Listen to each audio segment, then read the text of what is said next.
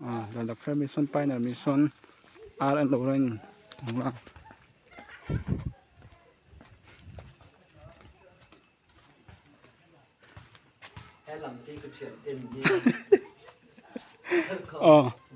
Hay lắm bằng hay anh phải tu tiên nha hay office nha secretary nha cho nên xây này nha cho nên April doctor cái chung là mà nuốt về lại rồi nghe thì hắn còn bằng về làm giống là về rồi chẳng này muốn hệ rem khóc mẹ mà đi phải đi bố đằng này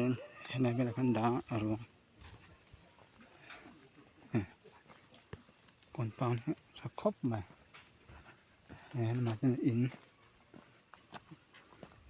cho lùng phun tới bao hè ổn nữa là ăn in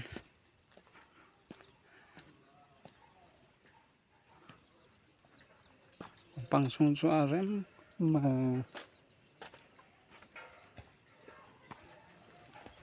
thì nó bằng hàng này là về lại dối nga xem bác tôn so bằng xuống nó hay thì cũng hay liền khóc mấy ạ bún cũng nghe nè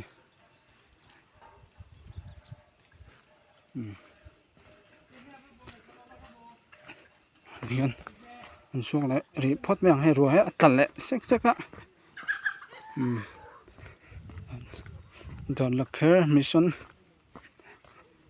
the local pioneer mission còn bằng xuống anh ấy hay thêm đâu nấc là hệ với hệ qua trở vắc là hay chúng tầm khóc mấy ạ hết làm bao chuột nữa về xem bác tôi này để to thì phát tăng